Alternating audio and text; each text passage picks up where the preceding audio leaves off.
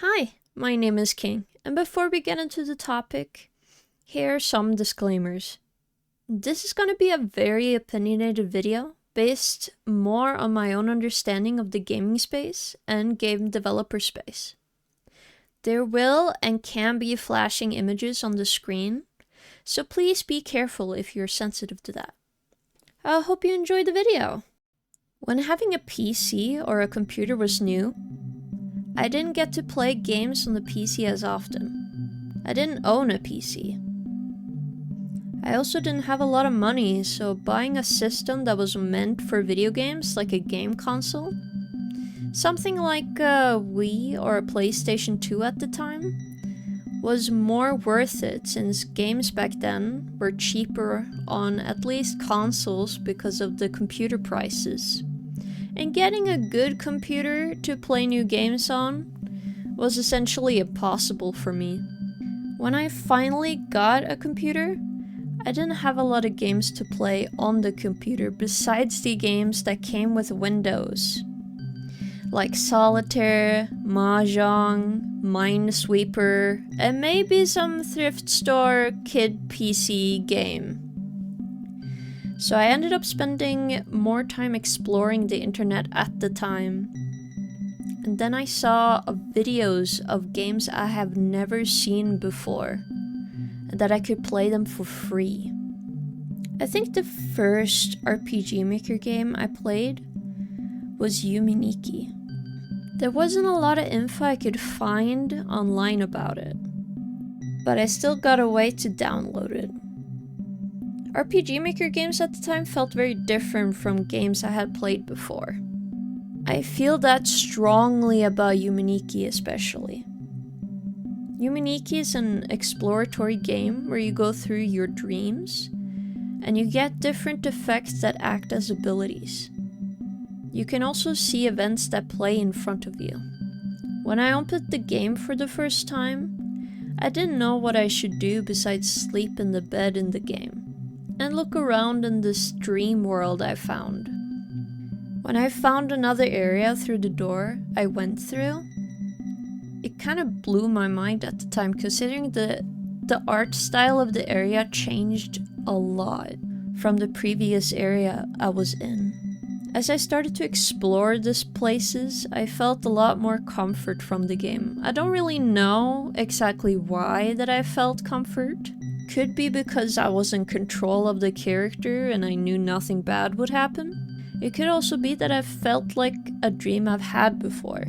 Over time, after seeing so many different dream places in the game, I felt like I understood something being told to me through the visuals and events. Even if I don't know or hear a lot about the creator of Yume Nikki, I feel like the game is a way we could see the developer's intentions about the game. I am not saying it's the developer's deep backstory or something, but it is what the creator wanted us to see throughout the game, and it must mean at least something to them personally. Not every cult classic RPG Maker game is like Yume Nikki, but I think the idea of us seeing the developer's intention through their games is something all of those games have in common. I think that the story's smaller scope makes it more interesting and creative.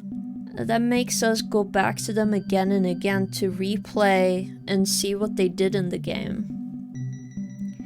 When I saw the games again on Steam, either free or an upgraded version of them, with only a small fee for such a great game, I think I've always gotten them, cause buying them felt like giving my support for all the fun they have given me over the years. I think the RPG Maker games got a sense of connection to each other since they tend to be in the niche genre in general. Most of, if not all of them, are made by a single developer's idea of what the game is supposed to be, which makes it pretty unique and different from game to game, made with the RPG Maker in mind. I think a part of this set of RPG Maker games aren't able to be easily made today is because RPG Maker MV is not as popular as it used to be anymore. But with the indie side of the game industry becoming bigger every year, It makes me feel more hopeful for more unique games.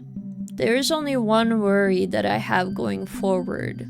As someone who tries a lot of different games, there can be big prices for games that can hinder them from being played or appreciated at all. Since the price tag is the one thing stopping people from playing the game, or at least trying it out. But I think as time will go on, people will figure out how to sort the prices easier for the market and make it easier for everybody to try out a new game. What brings me hope for the game community and the game developer community is that there's a bunch of different one-time purchase engines or even free engines that anybody could use, making gaming and game development still a hobby everyone can enjoy. Is there any RPG Maker games you guys are fond of? Tell me down below. And thanks again for watching my video. I mostly stream, but I wanted to make this one out of my thoughts over the years about RPG Maker games. I hope everyone enjoyed it. I'll see you in the next stream or video I'll make. Bye everyone!